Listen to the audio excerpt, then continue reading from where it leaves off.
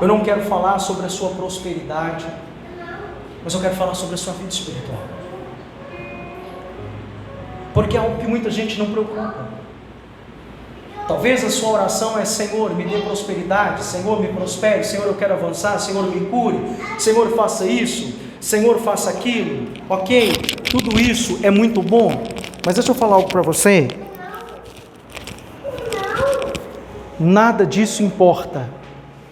Nada disso importa se o nosso espírito não estiver ciente, se nosso espírito não tiver uma revelação de quem Jesus é, de quem Deus é e de quem nós somos. Por que eu estou dizendo isso para você? Hoje, na maioria dos lugares, Jesus ele virou uma espécie de garçom de bênção, onde é oferecido para você prosperidade, paz, milagre, salvação, um monte de coisa. Não tem problema, porque Jesus realmente ele quer abençoar, ele quer salvar. O problema é quando nós enxergamos Jesus apenas como um garçom, apenas como aquele que dá, apenas como um abençoador, mas não enxergamos ele como nosso Senhor. E tem faltado isso na vida de muitas pessoas. Deus me trouxe essa revelação. Muitas pessoas se esqueceram de que são servos e Ele é Senhor. Você não é o dono da sua vida. A sua vida tem um dono. Tem alguém no trono que governa você.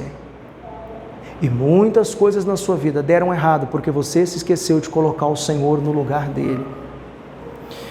Eu quero dizer para você, querido, que hoje nós estamos virando o ano.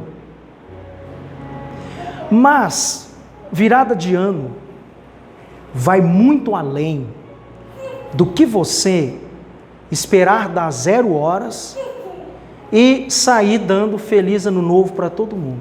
Porque virada do ano as pessoas pensam isso, não é? Ok, não tem problema, nós vamos fazer. Só que virada do ano é um tempo de reflexão. É tempo de construção. Fala comigo assim: virada de ano é tempo de construção e de reflexão. É um tempo de construção, querido. É um tempo de reflexão. Virada do ano não é sobre o relógio virar, mas é sobre uma consciência de acordar. A Bíblia diz que quando Jesus voltasse, iria pegar muitas pessoas dormindo. Só que não é um dormir de você ir para sua casa, deitar no seu travesseiro, é o sono do espírito, o sono da alma. As pessoas precisam acordar para o que é evangelho de verdade. O que é o evangelho, querido? O que é viver o evangelho? Então a pergunta hoje não é se eu tive um ano fácil ou um ano difícil. A pergunta que eu preciso fazer para mim mesmo é: eu perseverei ou eu recuei na corrida da fé esse ano? Quem sou eu? Como que eu estou chegando nesse final? E como igreja, nós precisamos refletir que fazer parte da igreja de Jesus, presta atenção que isso aqui é muito importante. Fazer parte da igreja de Jesus não é eu consumir o que me serve e depois eu sair quando eu fui atendido.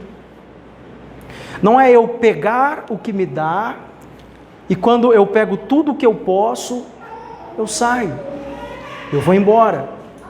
Eu não valorizo Jesus, eu não valorizo a igreja, eu não valorizo o pastor, eu não valorizo os meus irmãos. E também, seguir Jesus não é colocar a bênção no lugar do abençoador. Pastor, o que você quer dizer com colocar a bênção no lugar do abençoador? Muitas pessoas oram assim: Senhor, me dá um carro. Aí Jesus vai lá e dá um carro. O que a pessoa faz? Pega a bênção, coloca no lugar do abençoador. Pega o carro, não quer vir para a igreja mais. Aí quer passear, quer fazer não sei o quê, quer sair, quer divertir. O culto já não importa mais. Senhor, me dá um emprego, me dá uma empresa. Aí Deus te dá uma empresa. Mas e a sua vida agora? É só para a empresa, é só para o seu emprego. Você não estuda a Bíblia, você não lê, você não faz mais nada. Colocou a bênção no lugar do abençoador. E aí a gente vai vivendo a vida como se essas coisas fossem comuns, como se essas coisas fossem normais, mas não é. A cada dia que passa, muita gente está tirando Jesus do centro sem perceber que ele saiu do centro. Eu quero dizer para você, querido, que Jesus, ele nunca chamou pessoas para apenas acompanhá-lo. Jesus nunca disse para alguém, olha, apenas me acompanhe. Mas Jesus chamou pessoas para segui-lo. Para segui-lo. E deixa eu dizer uma coisa para você, seguir Jesus te leva a 2 caminhos. Quantos caminhos? 2. Sabe quais são os 2 caminhos de seguir Jesus? O caminho do discipulado e o caminho do serviço. Entendeu? O caminho do discipulado e o caminho do serviço. Pastor, de onde que você tirou? Está aqui. Os discípulos de Jesus faziam exatamente isso. Discipulado e serviço. Discipulado e serviço. Eles eram discipulados por Jesus e colocavam em prática servindo aquilo que aprenderam no discipulado. Isso é ser igreja. Só que hoje adotou-se a ideia de que igreja é simplesmente alguém que sobe aqui para pregar e fica um monte de espectadores vendo, ouvindo aquele que está pregando e depois vão embora para casa como se nada tivesse acontecido. Deixa eu te dizer, o que está sendo liberado daqui para você não é apenas palavra, mas é o poder de Deus. Porque a Bíblia diz que a palavra é o poder de Deus, e a palavra não é apenas o poder de Deus, a palavra é o próprio Deus. Lá em João capítulo 1, a Bíblia diz assim, olha, no princípio era a palavra estava com Deus e a palavra era Deus. E Ele veio e habitou no meio de nós, cheio de graça e verdade. O que eu quero dizer quando eu falo para você que a palavra é Deus? Enquanto eu estou falando aqui, eu estou aqui nesse lugar, eu não me movi. Apenas a minha voz está chegando aí. Mas enquanto eu estou pregando, Deus está sendo liberado para agir em várias áreas da sua vida. Amém. Então não despreze a palavra. Você não pode desprezar a palavra de Deus. Eu quero ler com você Hebreus, capítulo 12, versos 1 ao 3. Diz assim, olha: portanto, também nós, visto que temos a rodear-nos de tão grande nuvem de testemunhas, desembaraçando-nos de todo o peso e do pecado, que tenazmente nos assedia, corramos com perseverança. Presta atenção nisso aqui, ó, a carreira que nos está proposta. Então tem algo proposto a você, que talvez você não sabe e não está fazendo. Tem uma carreira aí. Vamos continuar, vamos avançando. Verso de número 2. Eu vou ler aqui que o meu está pequeno aqui. Verso número 2. Olhando firmemente para o autor e consumador da fé, Jesus, o qual em troca da alegria que lhe estava proposta, suportou a cruz, não fazendo caso da ignomínia. Depois eu vou te explicar o que significa essa palavra, tá? E está assentado à destra do trono de Deus. Considerai, pois, atentamente aquele que suportou tamanha oposição dos pecadores contra si mesmo, para que não vos fatigueis desmaiando em vossa alma. Então, esse texto está dizendo que a vida cristã é uma corrida. E ela não é uma simples corrida, mas é uma corrida com perseverança. Correr com perseverança não é apenas vir no culto, não é apenas estar aqui, mas é correr uma carreira que foi proposta para cada crente. Olha para cá. Vamos entender tudo que a gente leu então? Eu vou passar verso por verso. Verso primeiro, vamos lá. Portanto também nós, visto que temos a rodear-nos de tão grande nuvem de testemunhas, desembaraçando-nos de todo o peso do pecado, que tenazmente nos assedia, corramos com perseverança a carreira que nos está proposta. Então, sobre essa carreira que o Evangelho propõe para nós, a gente precisa aprender 2 coisas aqui. 2 coisas. A primeira é o que não é essa carreira. E a segunda coisa é o que é essa carreira. Vou repetir de novo. A primeira coisa é o que não é essa carreira. E a segunda coisa é o que é essa carreira. Então a primeira, o que não é essa carreira? Jesus te chamou para correr uma carreira. O que não é? Primeiro, não é uma carreira profissional. Segundo, não é uma corrida pelo seu projeto pessoal. Ok? Não é uma corrida pelo seu sucesso financeiro, ainda que isso faça parte do Evangelho, mas essa não é a corrida do Evangelho. Não é também a corrida de vencer na vida, trabalhar para ter uma ótima aposentadoria. Não é nada disso. A corrida do Evangelho não são nada dessas coisas carnais, mas é uma corrida espiritual. Então você já aprendeu o que não é essa corrida. Agora, o que é então essa carreira, essa corrida que nos está proposta? Primeiro, o que é essa carreira? É a carreira da fidelidade a Deus e ao Evangelho até o fim. Até o fim. Segundo, querido, é a carreira da perseverança em meio à dor. Muita gente no meio da dor, eles retrocedem, eles saem, eles vão atrás, eles murmuram, eles falam, eles se levantam contra Deus, contra o Evangelho. E eu vou dizer para você, a fidelidade é mesmo quando não há aplausos, você permanecer sendo fiel a Deus. Porque eu vou falar algo para você. É muito fácil ser fiel a Deus quando tem gente nos olhando. Aqui dentro hoje, se eu perguntar quem é fiel a Deus, todo mundo levanta a mão. Quem é crente, todo mundo levanta a mão, óbvio, eu também vou levantar. Mas deixa eu te contar uma história. Me contaram a história de um pastor, que esse pastor, ele foi pregar em um outro país. E para ele chegar nesse país, o avião dele teve que fazer uma conexão. Você sabe o que é conexão, né? Ele para em um outro lugar, ele tem que trocar de avião. Só que a passagem dele deu um problema. E ele não conseguiu embarcar. Então a companhia aérea mandou ele para um hotel. Falou, olha, você vai ficar nesse hotel até amanhã, até a gente arrumar a sua passagem para você conseguir embarcar. Mas sabe o que a companhia aérea fez?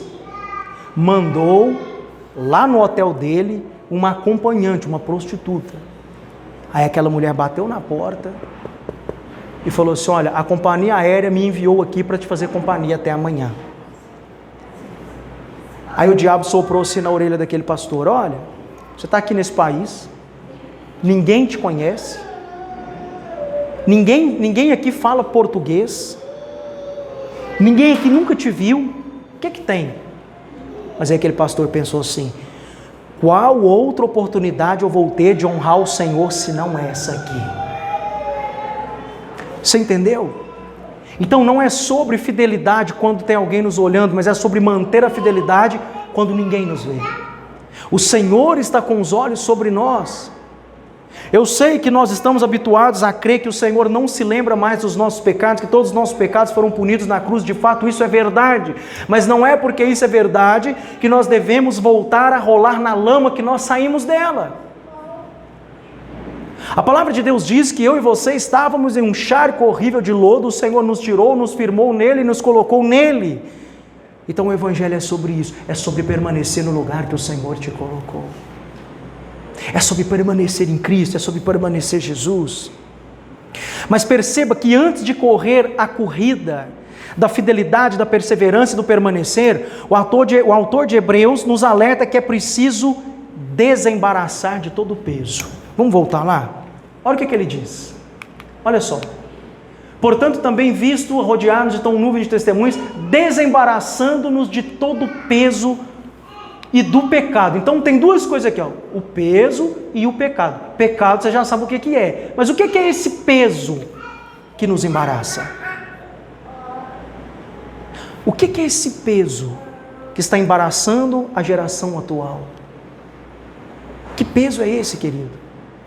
Eu fui procurar o significado original no grego dessa palavra todo peso. E sabe o que é essa palavra? Fala comigo assim, distrações. Esse é o significado original dessa palavra. Peso. Distrações. As pessoas andam distraídas. Andam distraídas. E eu vou dizer algo para você, muito sério, o peso das distrações nos impede de olhar para Cristo.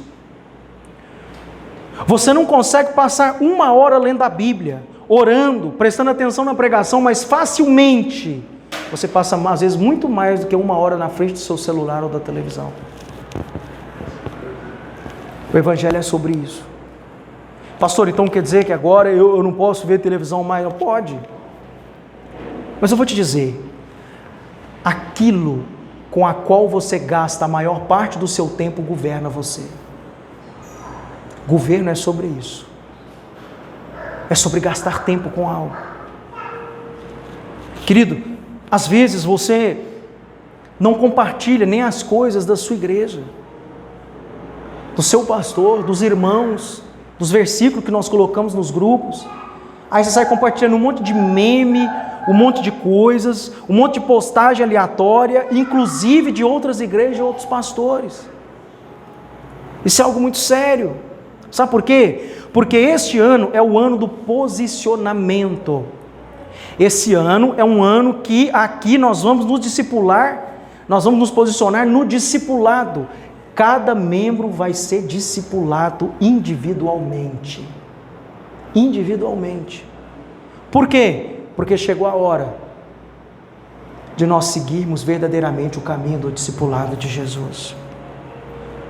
A corrida em busca das almas perdidas, ninguém fala nisso mais.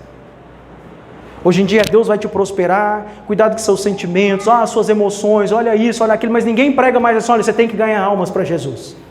Você não vai ver um pastor pregar isso, sabe por quê? Isso esvazia a igreja. As pessoas não querem escutar isso, eles querem escutar o seguinte: olha, as suas emoções estão sobrecarregadas, o Senhor vai curar suas emoções, tenha cuidado com isso, falando só sobre você, faça isso, faça aquilo, mas não fala de fato o que o Evangelho diz. O Evangelho diz, o Senhor Jesus disse: aquele que quiser vir após mim, negue-se a si mesmo, carregue a sua cruz e me siga.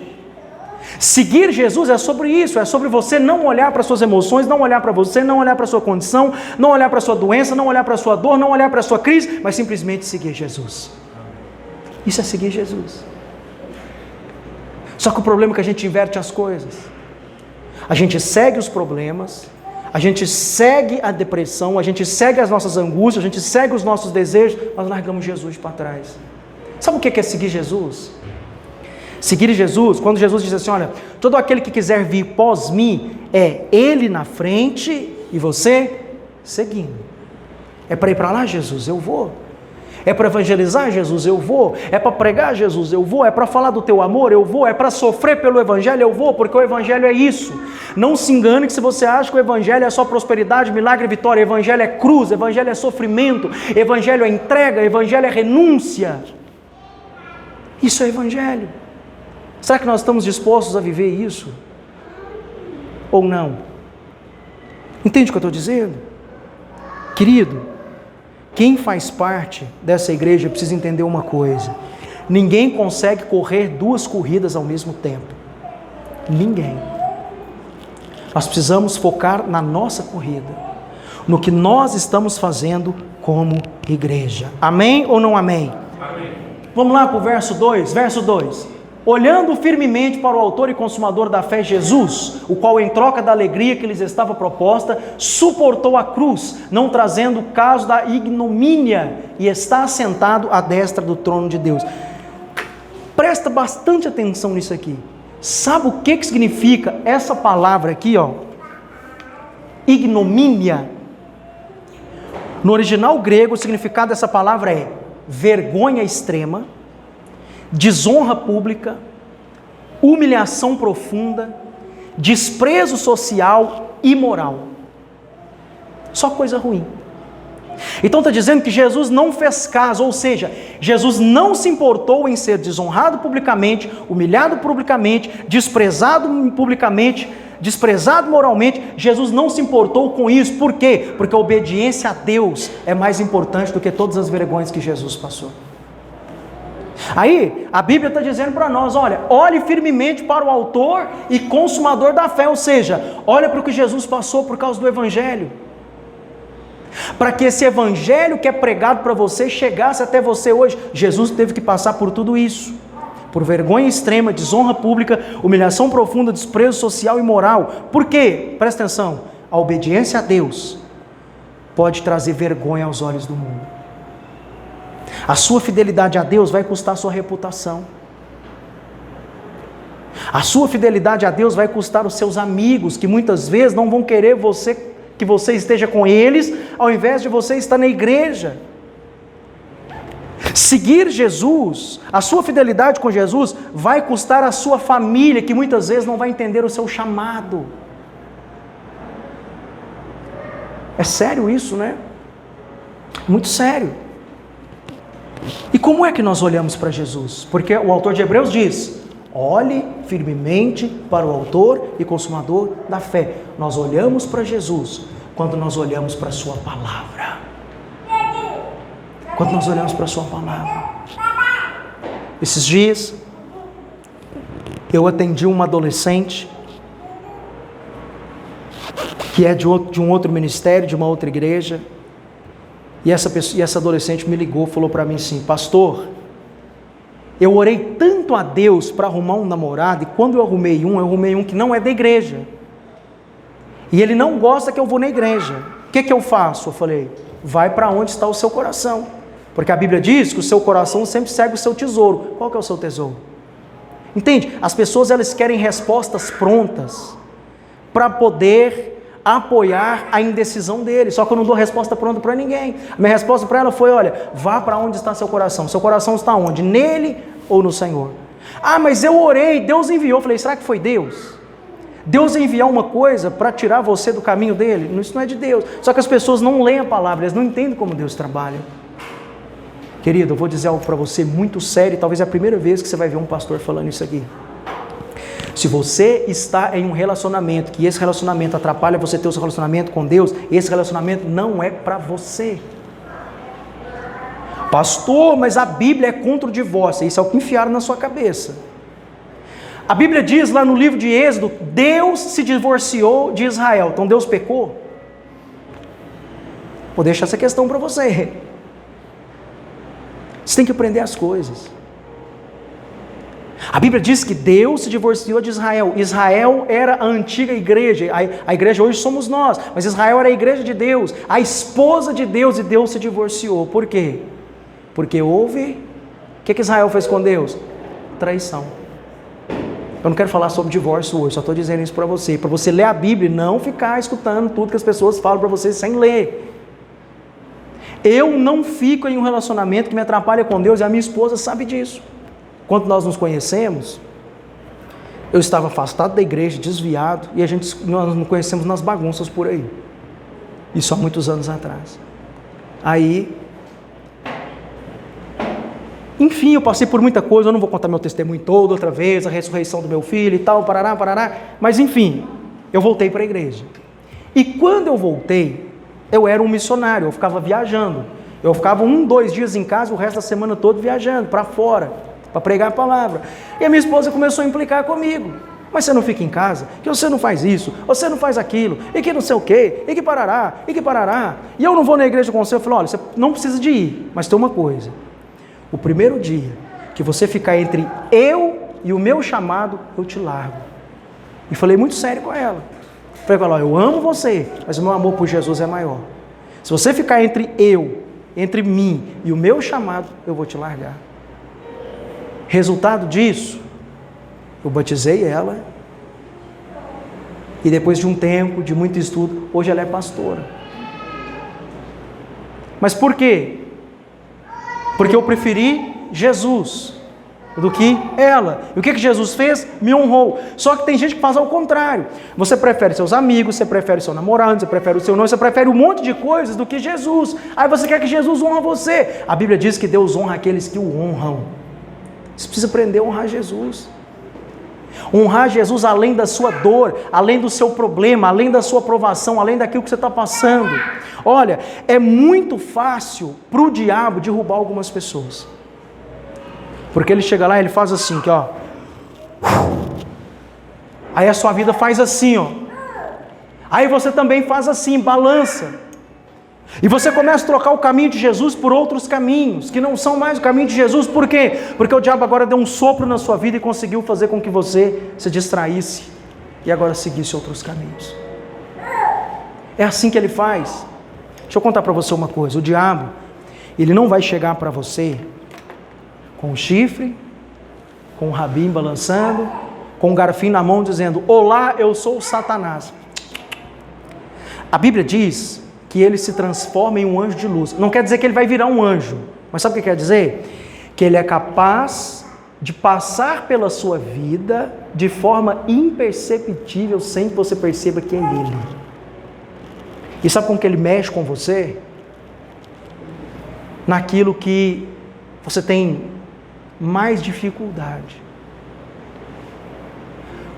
O que as pessoas hoje aqui na Terra, a maioria estão tudo passando hoje? Está todo mundo ansioso? É a área que o diabo tem mais atacado as pessoas. Por isso que lá em 1 Pedro diz assim, olha, não andeis ansiosos por coisa alguma. Mateus diz isso.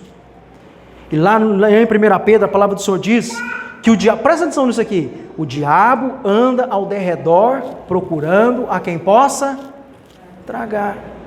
Se você for ver esse contexto de 1 Pedro, ele está falando de pessoas ansiosas. Ansiosos são tragáveis, são devoráveis.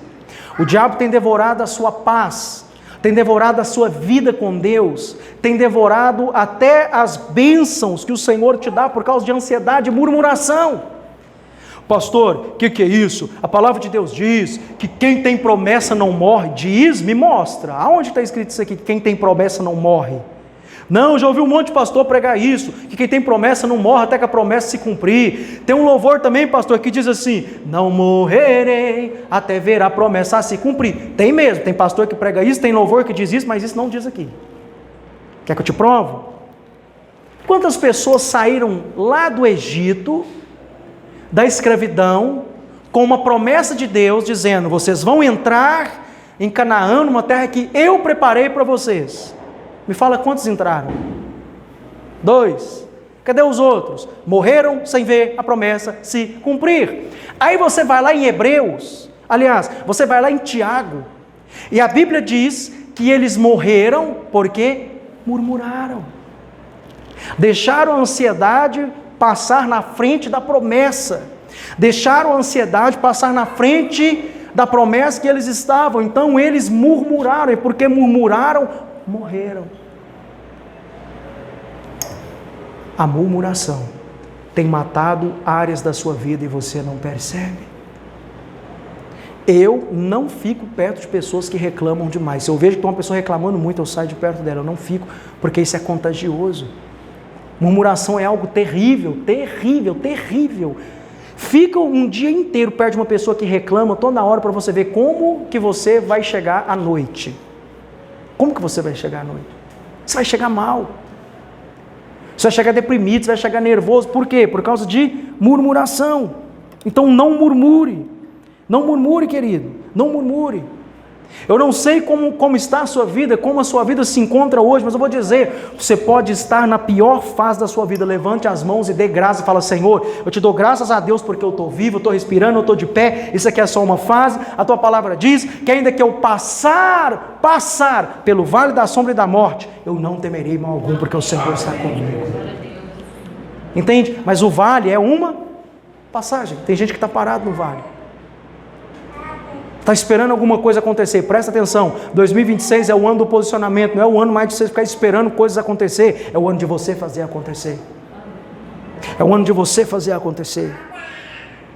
Sabe por quê, querido? O que diz Efésios 1:3? Eu prego isso aqui para você direto. O que diz Efésios 1:3? Bendito seja Deus, Pai do nosso Senhor Jesus Cristo, que nos abençoou. Peraí, nos abençoou ou vai abençoar? Nos abençoou com toda sorte de bênçãos nas regiões celestes em Cristo. Então diga comigo assim, eu sou abençoado. Fala mais forte, eu sou abençoado. Então essa é a sua condição hoje. Você não vai ser, você já é. Só que o problema é que você está orando como se a bênção tivesse que vir até você, ela já veio. Pastor, se a bênção já veio, então por que eu não vejo? Aí é o segredo. Onde estão essas bênçãos? Fala comigo assim, nas regiões celestes em Cristo. Mateus, abre aí no Olerix para mim, tira esse versículo, tira o meu PowerPoint, abre aí Efésios 1:3. Eu quero te explicar sobre isso.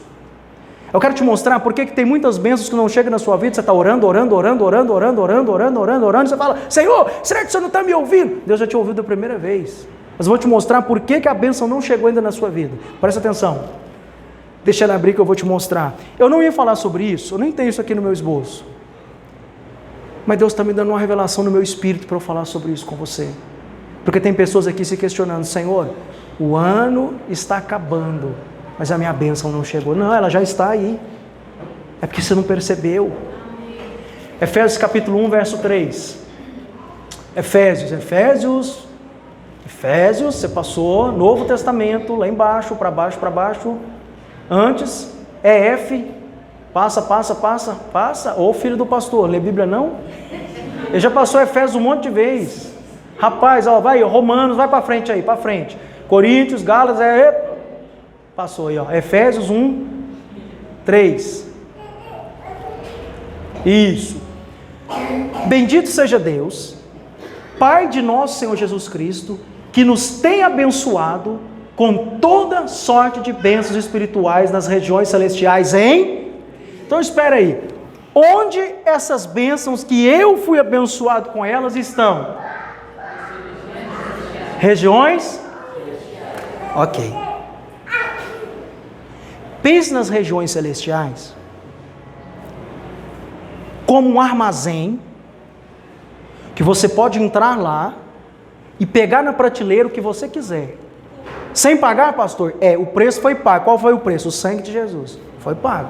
Está pago. É só pegar. Só que aí vem uma coisa que você não faz. A igreja, ela precisa aprender a fluir no profético. Você não vai nas regiões celestiais no seu natural. Você vai só no profético. É aí que entra a oração. É aí que entra o jejum. É aí que entra a declaração de fé. E é aí que entra a fé. Eu vou dizer para você hoje, quando você orar, eu não estou dizendo que você tem que orar assim, mas eu vou te falar como que eu oro. Eu nunca oro falando: Senhor, me abençoe. Eu só oro falando assim, um exemplo. Vamos supor que eu estou precisando de uma porta aberta. É um exemplo. Eu oro e falo assim: Senhor, eu declaro que eu já fui abençoado nas regiões celestes em Cristo, e mesmo que eu não veja, essa porta já foi aberta. Isso é fé. Porque muitas vezes você vai declarar a respeito de coisas que você ainda não viu com seus olhos, você não viu no seu natural, mas profeticamente, espiritualmente, você vai ter que ver antes. Deus fez isso com Abraão. Deus falou assim: Abraão, sai da sua tenda e olha, veja as estrelas do céu. Assim será a sua descendência. O que Deus estava fazendo? Mexendo com a fé de Abraão, fazendo Abraão ver antes de ter. E Deus está fazendo isso com você hoje. Enquanto eu estou pregando aqui sobre todas as bênçãos que tem, o que você consegue ver a respeito da sua vida? O que Deus está fazendo você enxergar agora a respeito de 2026? Quais as bênçãos que estão na sua vida e que 2025 elas não se materializaram, mas 2026 você vai entrar com fé e ousadia nas regiões celestiais e vai se apropriar delas. Amém. É sobre isso. É sobre isso aqui que eu estou dizendo para você. Amém ou não amém? Amém. Volta o meu slide, Mateus, para eu voltar para a minha pregação. Eu vou te mostrar, querido, por que é importante você ler a palavra de Deus. Por que é importante você crer na palavra de Deus, você examinar a palavra de Deus. Deixa aberto aí, eu vou te mostrar por quê. Deixa eu te contar uma coisa. Algumas pessoas, eles gostam de ver coisas. Esses dias chegou um irmão para mim e falou assim: pastor, eu fico vendo na televisão, tem uma igreja aí que os paralíticos andam, os defuntos levantam e acontece um monte de coisa. Isso te impressiona? Eu falei: não. Por quê? Eu já passei dessa fase, irmão, de querer ver as coisas. Eu passei dessa fase. Nada me impressiona mais. E isso não impressionava Jesus também. Deixa eu te contar uma coisa. Quando Jesus ressuscitou, ele apareceu para os seus discípulos lá no caminho de Emaús. E a Bíblia diz que os olhos desses discípulos estavam fechados, falo de olhos espirituais, para que eles não conhecessem Jesus. Então, eles estavam andando, e a Bíblia diz que eles estavam falando sobre Jesus, estavam desanimados. Olha, Jesus falou que ia morrer, que ia ressuscitar, e nada aconteceu, e agora a gente está desanimado, a gente está com medo da perseguição, porque eles vão matar a gente também, e de repente, quem chega andando com eles? Jesus ressuscitado. E aí aí Jesus pergunta para eles assim: sobre o que vocês estão falando aí? Aí olha, aí eles começaram a falar de Jesus para Jesus. Viraram para Jesus e falaram assim: a gente está falando sobre Jesus, ele andou com a gente um tempo, ele morreu, ele falou que ia ressuscitar, e agora não acontece nada, e está todo mundo com medo de ser perseguido, de ser morto. Aí sabe o que Jesus fez? Olha o que Jesus fez, para abrir os olhos dele. Eu vou te mostrar isso agora. O dia que Jesus me mostrou isso na palavra, eu fiquei de cara. Olha o que Jesus fez. E começando por Moisés, discorrendo por todos os profetas, expunha-lhes o que a seu respeito constava em todas as escrituras. Espera aí. Jesus poderia ter mostrado a mão para ele e falar assim: aqui ó, tá vendo meus furos? Eu sou Jesus. Poderia ou não poderia? Poderia. Jesus poderia ter feito um milagre ali? Falou: vocês não estão crendo que é eu não? Vou te mostrar.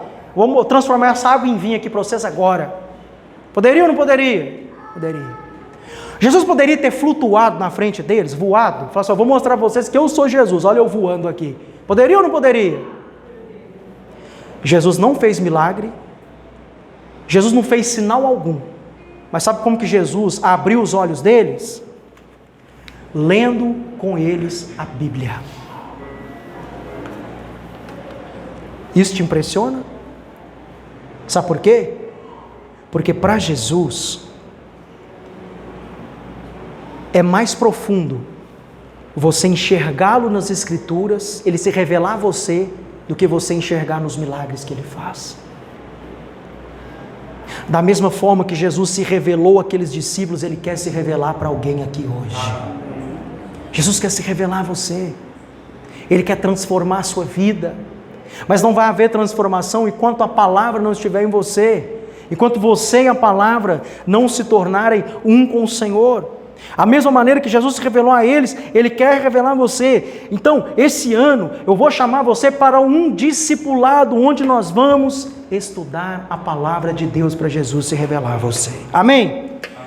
Vamos encerrar, verso 3. Considerai, pois, atentamente aquele que suportou tamanha oposição dos pecadores contra si mesmo, para que não vos fatigueis desmaiando a vossa alma. A Bíblia diz que Jesus correu a corrida suportando a oposição dos pecadores. Está disposto a suportar a oposição?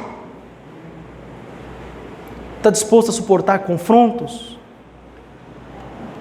Querido, esse não é mais o ano de você retroceder na sua fé. Esse é um ano de você avançar no seu nível de maturidade com Deus. Essa palavra hoje é para isso. Essa palavra hoje, desde quando eu subi aqui para pregar, Deus falou: essa palavra não é todo mundo que vai entender, não é todo mundo que vai gostar, mas aqueles que pegarem isso, vão participar de um verdadeiro sanduíche espiritual.